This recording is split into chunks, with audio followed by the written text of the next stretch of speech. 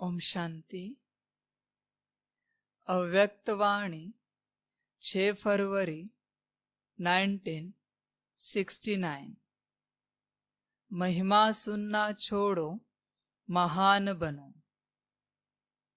चौथा पॉइंट है, यहाँ आबू में भी आपका गायन है। किस रूप में और कौन सा रूप यादगार का है।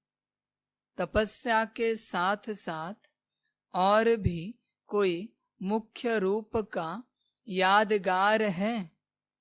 जिन्होंने दिलवाड़ा मंदिर ध्यान से देखा होगा उन्हें याद होगा। जैसे तपस्वी है तो त्रिनेत्री भी है।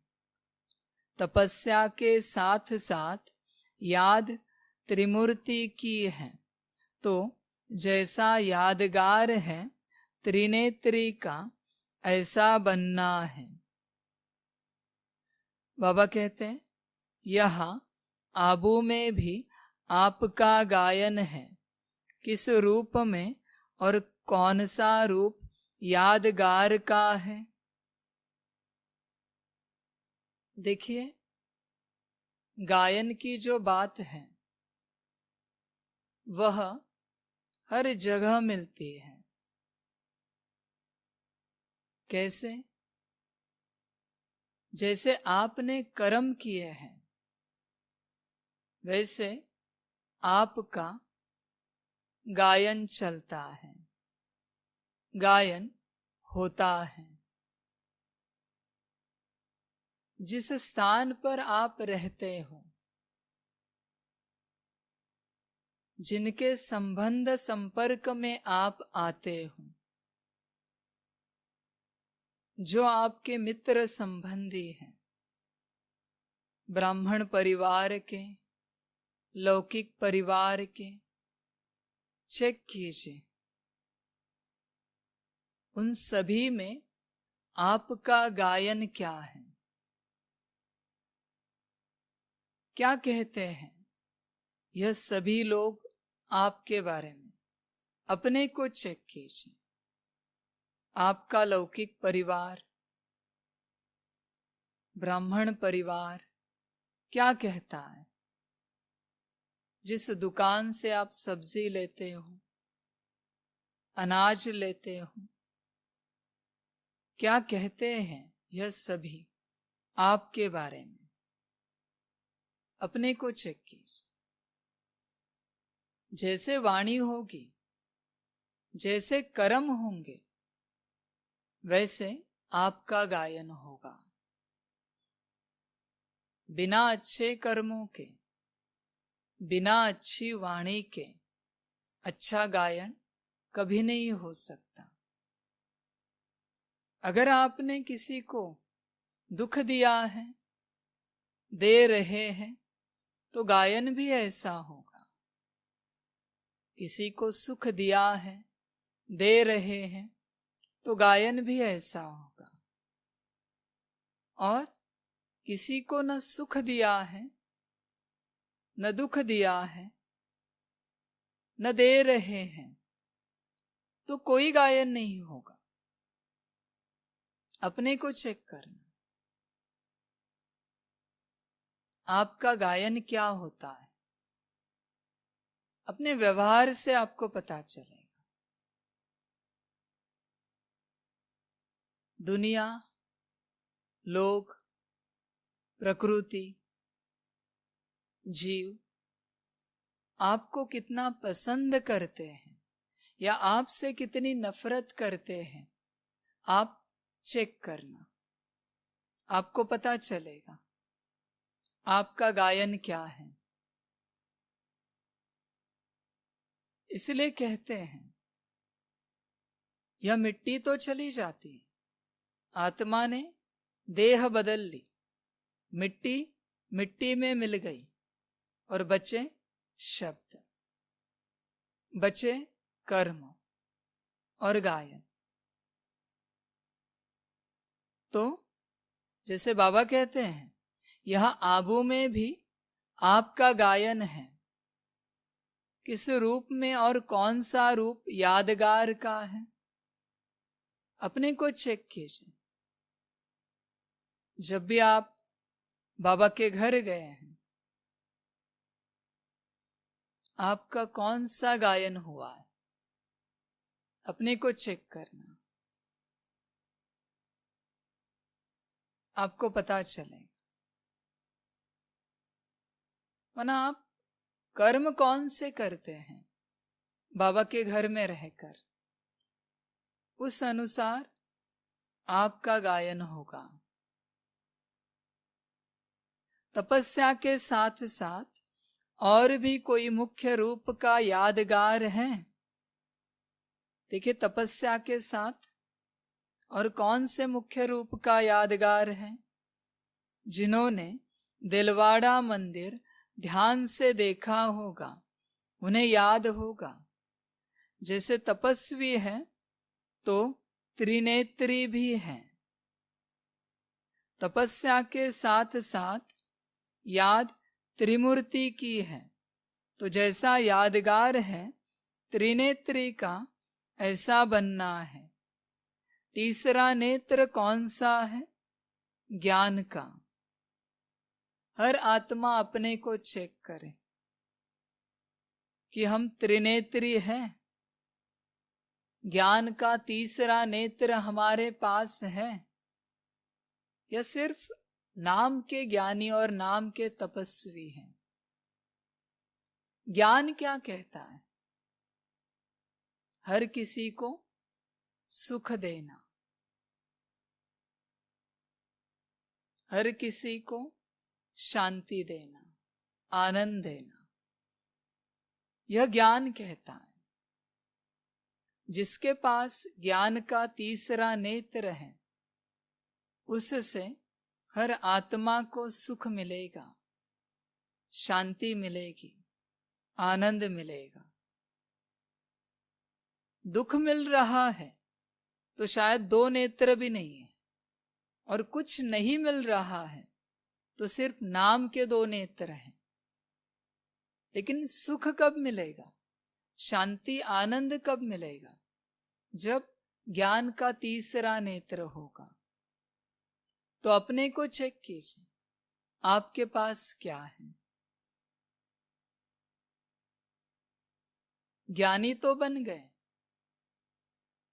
टाइटल के, लेकिन सच्चे ज्ञानी कौन? जिनके पास सुख देने की कला है, शांति देने की कला है, आनंद देने की कला है, वही सच्चे ज्ञानी हैं। तो हर आत्मा चेक करे, ज्ञान का तीसरा नेत्र है या नहीं है। ज्ञान का तीसरा नेत्र ही यादगार के रूप में दिखाया है, तपस्वी और त्रिनेत्री। अगर तपस्वी है तो त्रिनेत्री भी होना चाहिए। त्रिनेत्री नहीं है और तपस्वी कहलाए, यह हो नहीं सकता। तो अगर आप तपस्वी हैं तो त्रिनेत्री होना चाहिए। तीसरा नेत्र कायम होगा तब ही तपस्वी बन सकेंगे। तीसरा नेत्र ज्ञान का। ज्ञान क्या कहता है? ज्ञान कहता है कि मैं आत्मा हूं।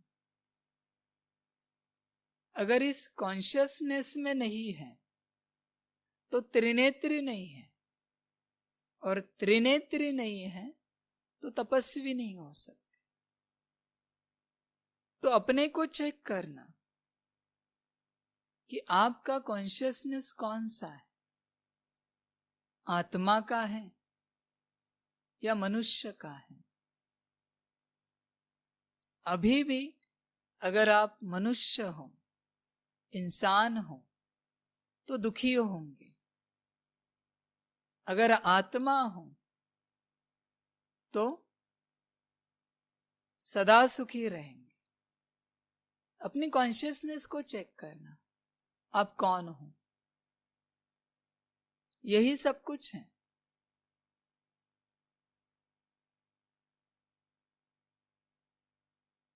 अगर ज्ञान का तीसरा नेत्र गायब हो जाता है तो तपस्या भी नहीं रह सकती।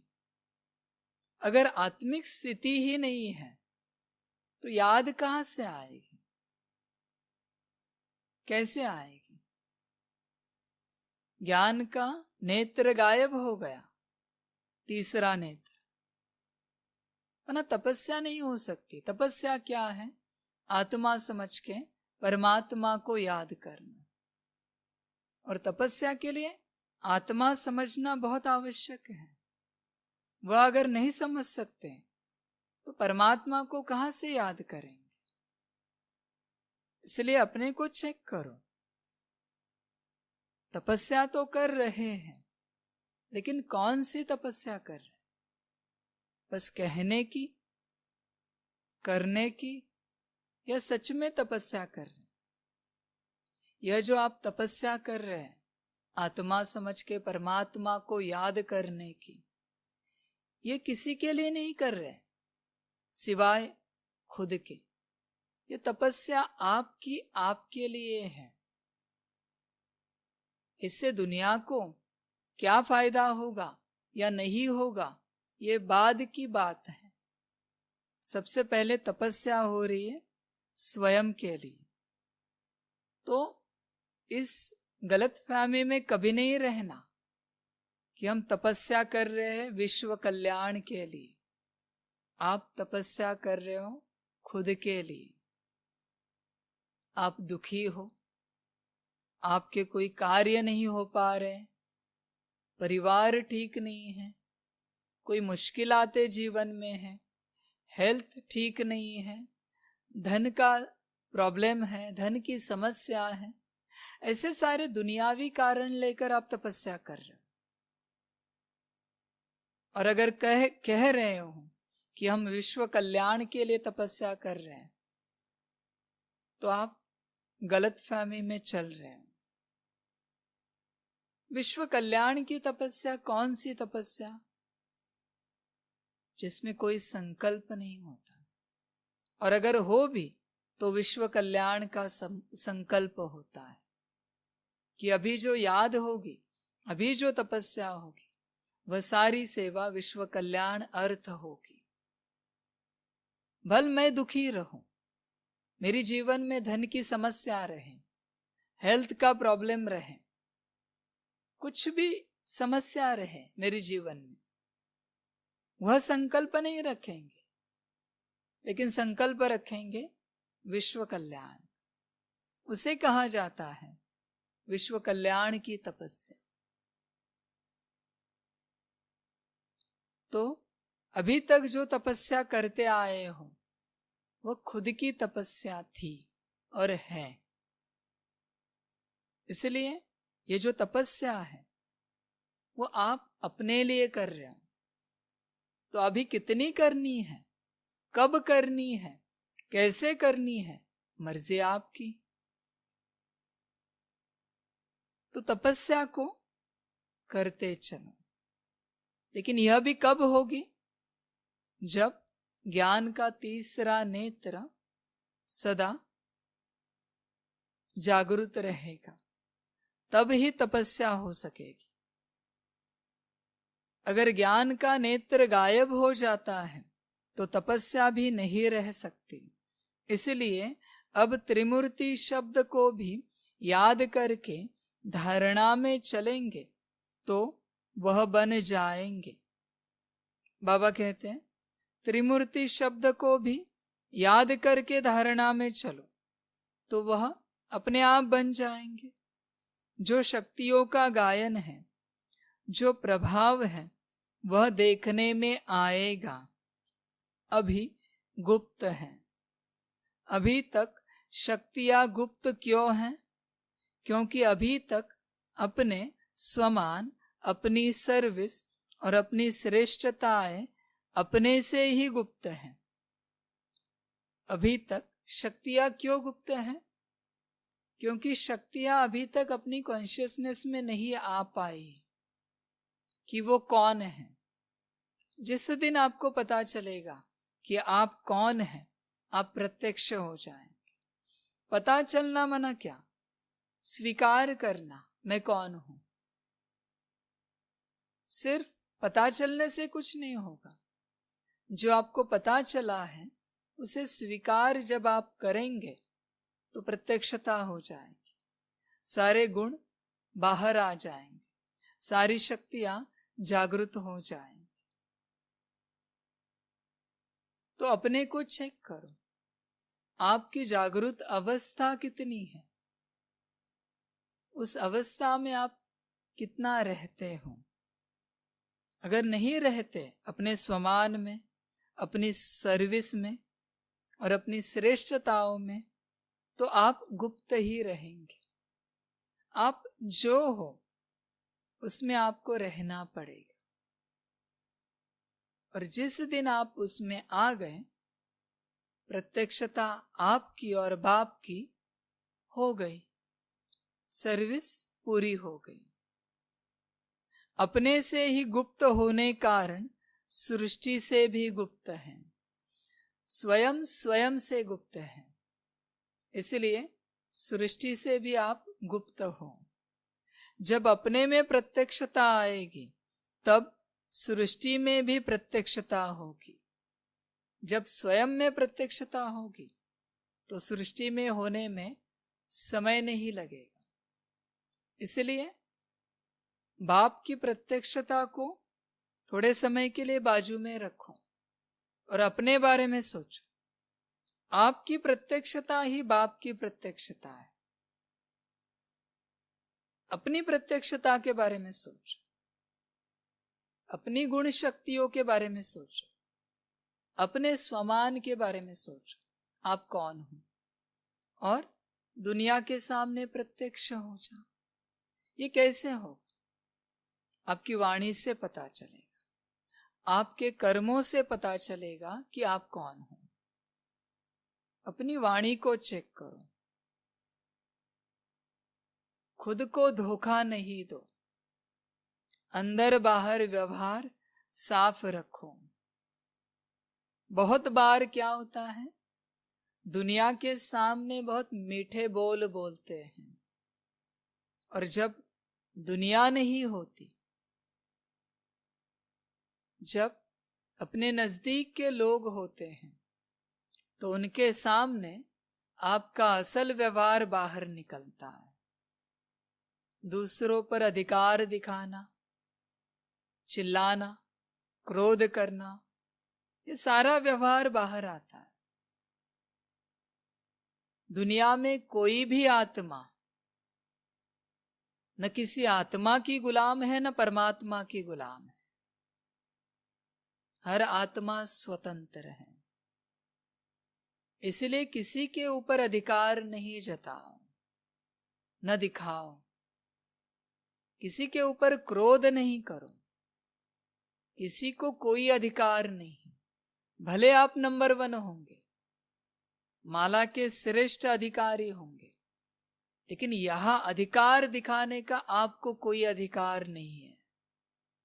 अगर बाप अपने बच्चों पर अधिकार नहीं जता रहा है, तो आप किस रूप से अधिकार दिखा सकते हो दूसरों के ऊपर? चेक करो अपने को, कौन से अधिकार से आप उनसे बात कर सकते हो जिससे वो दुखी हो जाए। यह अधिकार आपको दिया किसने?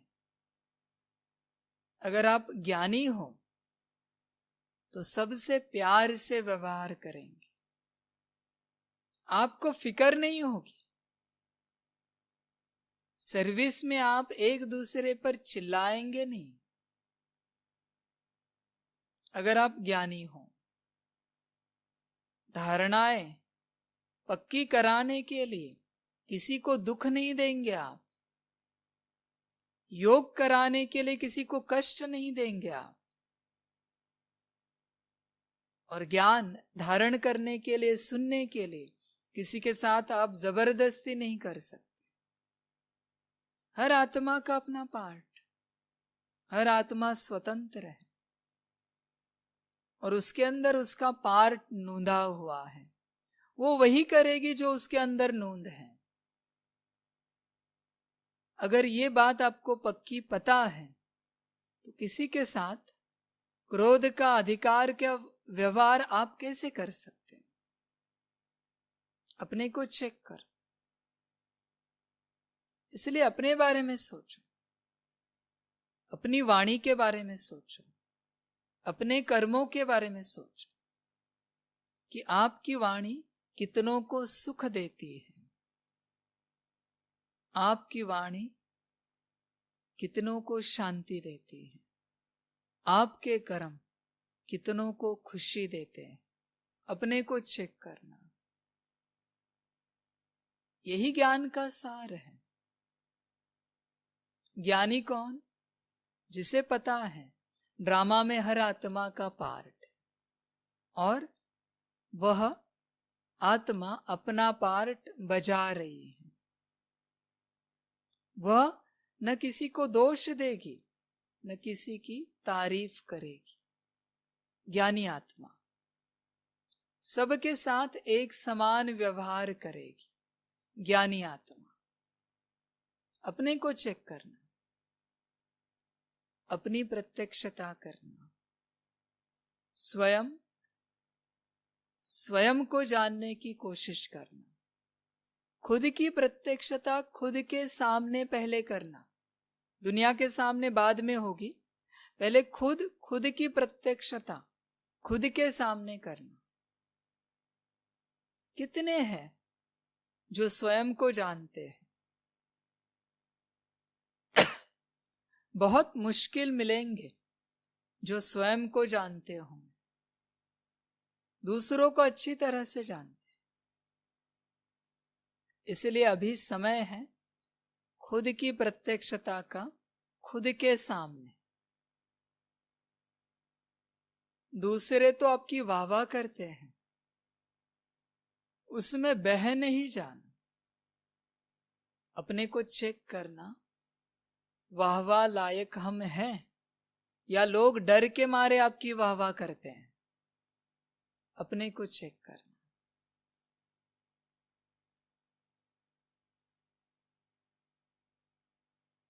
जो वाहवाह लायक होते हैं ना, वो वाहवाह सुनने के लिए कभी रुकते नहीं। अपने को चेक करना। इसलिए स्वयं की प्रत्यक्षता स्वयं के सामने करना,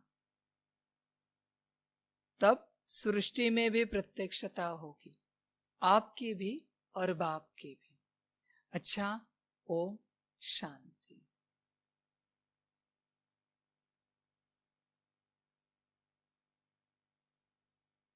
सभी बच्चों को बाप की पदम गुणा, याद, प्यार, गुड इवनिंग और नमस्ते। सदा खुश रहना, मौज में रहना और स्वयं को स्वयं के सामने प्रत्यक्ष करने की कोशिश करते रहना। स्वयं को अंदर से बाहर निकालना कि आप कौन हो, आपकी अवस्था क्या है, आपकी श्रेष्ठताएं क्या है, आपकी शक्तियां क्या है। अच्छा, ओम शांति।